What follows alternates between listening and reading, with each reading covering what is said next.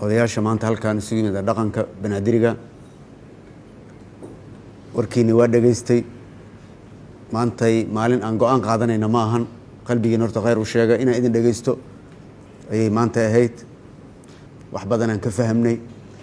guddiga fiidka iyo xalinta khilaafaadka oo halkan ila joogan waxaa markhaati uga dhigay ilaahay ka soke inay dhagahooda ku dhageystaan maantay sidaad u hadlayseen iyo qaarkiin waxyaabaha aad diidan tihiin waan ka dharagsannahay dhammaanteen marka qalbigiina khayr u sheega waxaan isku dayeynaa waan ogahay dhibab badan ayaa lagala kulmi doonaa sida wax laydinkugu qaybin doono 49 gambar soo maahan ya 49 gambar 5 kursi oo qaybiya waa shanigeeday wadataa kolleeto bini aadan aan nahay sidoo ilaahay wax noo tuso wada tashi dadaal ayaan ku bixinaynaa hadduu alle idmo annagoo gacan siinayno guddiga idinka mas-uulka iyo idinka ah ee siid ay hogaaminayso banaadiriga ay hogaaminayso Sacdiya Boolaay waxaana la shaqeynaya aan rabaa inaan idin sheego guddiga fiid gudoomiyaha ama gudoomiye ku-xigeenka mid baan u magacaabayaa iyo guddiga xalinta khilaafaadka gudoomiyaha ama gudoomiye ku-xigeenka sida aan isugu afgaranno iyo tiim xafiiskii ka mid ah oo korjoogto ah oon faragelin karin waxaan rabaa sida ugu hufan inaan saddexdaas group oo ay anigana aan controlayo aan arintaas u guda galno markaan aragno labadan bari saddexdan bari wixii ka soo baxa geedka orod ku kortid maxaa la yiri orodaa looga soo degaa orod kuma korayno degdega dhaafa 5 kursi waaye waqti fiican aan qaadanaynaa isbuuc 2 isbuuc tartiibteen hadduu Allah subxaanahu wa ta'ala Sacdiina waa u sheegaya la degdegin meel loo degdegayo ma lahan go'aanka ugu dambeeyo oo warbixinta markay ii keenaan markaasaan ilaahay go'aankaas aan isleenahay waa kan ugu dhow aan qaadan karno ayaan ilaahay u tabakalaynaa soomaan tabakalkaasaan ku soconaynaa aniga shakhsi ma wati waa idin sheegaya kursina idinkama rabi in laydan dulmiyana ma rabi sidoo ilaahay igu ogyahay ayaan qalbigay idinkaga sheegaya waxaan leeyahay dadka banaadiriga meel kasta ay joogaan gudo iyo dibad walwalka iska daaya waa dadaalaynaa xaqaha u arkina qof jeclaysi hebel hadduusan kursiga helin cadaalad daraa dhacday yaa loo arkin hebel hadduu helana cadaaladaa dhacday yaa loo arkin waxaan isku dayeynaa inaan alla tabakalno iyo qaybiskaas siday saaxiibaday sheegeen 49 gambar hadday ahaan lahayd wareeg a ku heshiisaan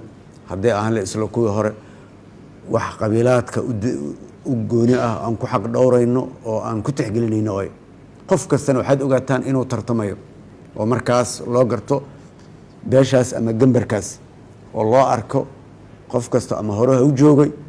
ama mid cusub ha noqdo waa la tartamayaa meesha marka cilada ka jirto waxaa waaye shacabka Soomaaliyeed inay ogaadaan ay tahay kursigaas waxaa mas'uul ka ah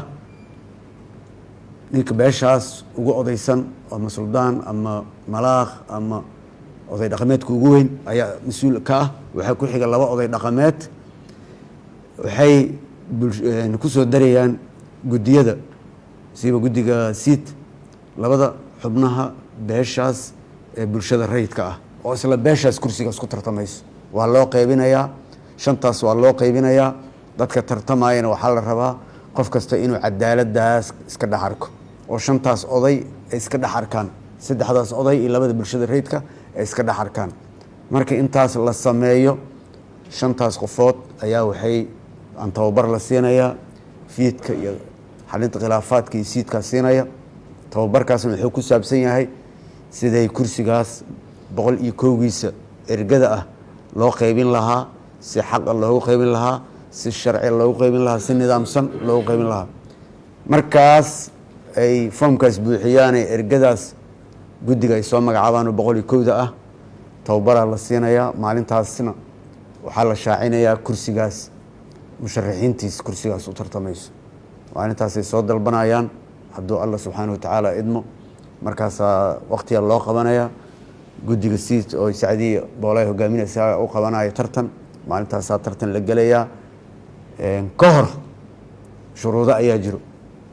odayaashii lasoo qoray oo 3 oday caaqilka ugu sarreeyey iyo 2 oday oo ku xigto iyo bulshada rayidka marka la soo dejiyo waa la soo dejinayaa xalaal maxaa la yidhi maalin cadaa la qadaa derbigaasaa lagu soo dejinayaa sacdiya boolaay waxay kusoo dejinaysaa meediyahay kusoo dejinaysaa maalintaas 2 maalin 3 maalin uu dhegsanaanayaa qofkii ka cabanayo ka qaylinayo waqtiga isaga dhumin xafiiskayga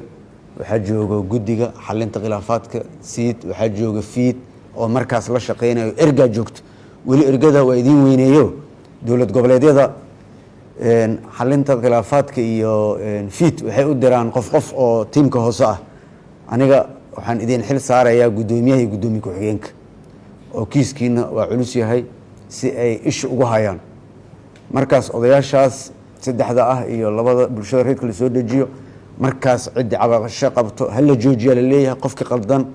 ama boob ku socdo ama beeshi aanu u dhalan oo boob ku socdana waa laga saarayaa marka wixiina waxay noqonayaan wax maalin cad la qalay intaasaa idinka ballan qaadaya hadduu alla subxaana watacaala idmo daahitaankana degdegsiiyo waay ha u fahmina inaan iska hubinaan rabnaa marka in aan ku degdegno aqoon darre ya cadowey waxay u tahay xaqa soo maahan aqoon darrada marka intaan ku dhici lahayn xaq darradaas waxaa idin leeyahay qalbigiina khayr u sheega qof kasta soo dadaal tartan usoo diyaar garoow xaqaagana waa helaysaa hadduu alla subxaana watacaala idmo